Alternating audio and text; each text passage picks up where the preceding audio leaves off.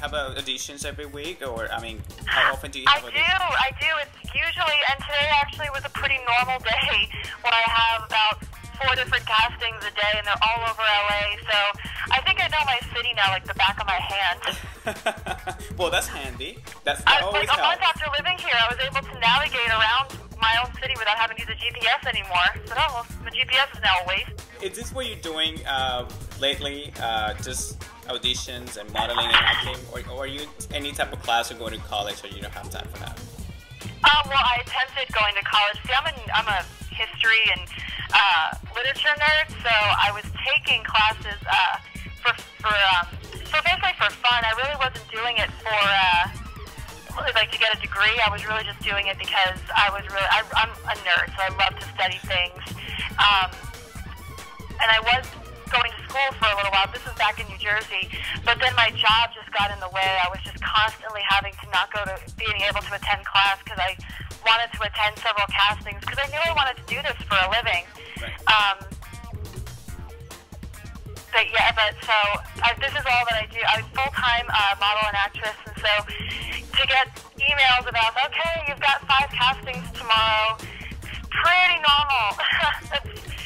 I live in my car, basically. Like, well, most people from a 9-to-5 job, they're, sometimes you're sitting at a desk, excuse me, or, and me, I'm sitting in my car. Okay, so you mentioned that you're a history nerd. Yes. And what do you mean by that? I mean, what do you like about history, or is there any moment in history that you enjoy or you like? I love European history. That's the genre, I guess, that you could say, of history that I appreciate the most.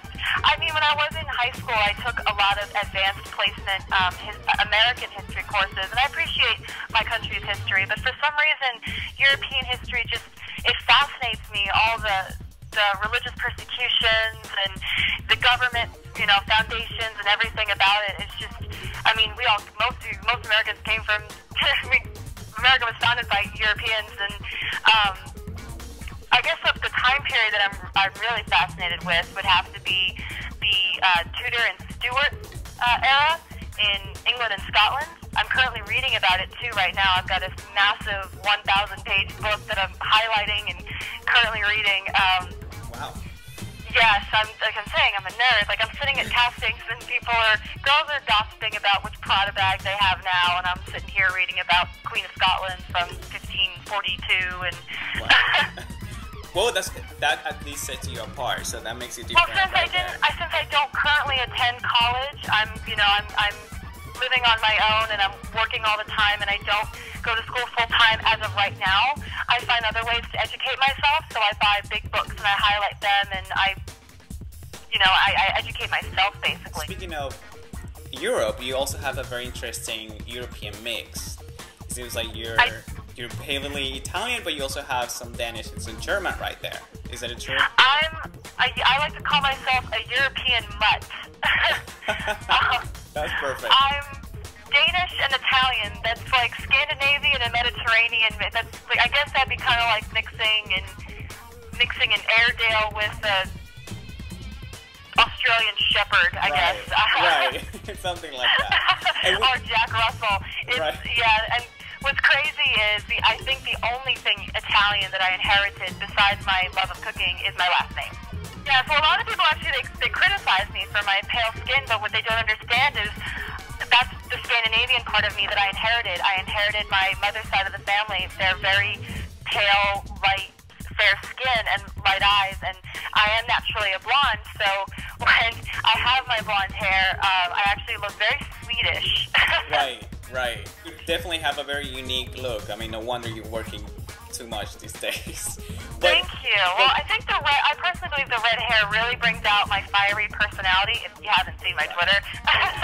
But my mother actually dyed her hair red before I did, so now that both of us have red hair and the light skin, people just automatically assume, 1, that it's genetic, and 2, that we're Irish. Oh, wow. How funny. So on St. Paddy's Day, a lot of people were like, hey, Alyssa, happy St. Paddy's Day to you, my fellow Irish woman. I went, that's great, I'm not Irish. But I'll take the green cupcake, thank you. Exactly. out of all this mix that you have, what influence do you have the most? The Italian or the Danish or the German? I'm very proud of my Danish roots. Like, that's the first thing I love to tell people is that my grandfather immigrated from Denmark. But I guess the most influence that I really had growing up was my Italian family, because they're big and they're loud, and we would always get together every Sunday. So I guess my blurting, my blurting that I like to do, and my fist pump, I guess I really just inherited more of the Italian side of my family. But for some reason, I just love to announce to everybody that I'm Danish, that my lineage and my family comes from Denmark. I find it actually interesting, though, that I have family in Denmark that don't even know that I exist. Wow. So sometimes I'm contemplating, well, if I ever go to Denmark, should I just, like, knock on their door and be like, hey, guess what? I'm like, you're great. Exactly. So, well, going back to pageant, who do you think is your biggest competition in Vegas? You know, to be honest, I haven't actually been really paying attention to my other competition. That's just how I compete.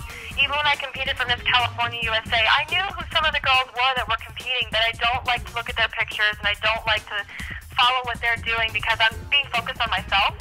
I'm very selfish when it comes to competing, and I just stay very focused on myself. That's how I did it for California. Right. My issue was when I competed for Miss New Jersey USA for those 2 years and lost. A big issue of mine was I was so focused on my competition. I mean, I was up against other former New Jersey teens. I was up against other girls who had placed higher than me before when they competed in the pageant. So I was constantly dwelling on what they were going to do and not what I was going to do. Right. So that's why I'm looking at Miss USA the same approach I went in as for Miss California USA. I can probably bet you $20 at least one other girl is doing the same thing that I'm doing. You never know what's going to happen the finals night anyway. You know, I might think I'm doing a great job and then fall on my face, and everyone thought I was a huge threat, but nope.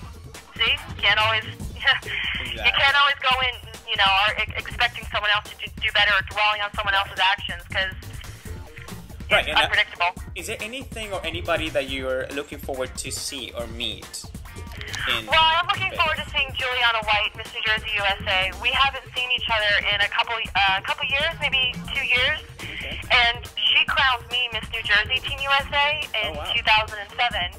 So her and I have had this friendship for, gosh, I guess 4 or 5 years now. Mm-hmm. And we haven't seen each other in so long, and our families are pretty close. In fact, they're going to be hanging out in Vegas together.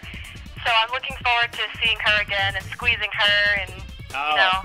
I can imagine. And plus, I can't wait to finally meet my roommate in person. Her and I go back and forth on Twitter all the time.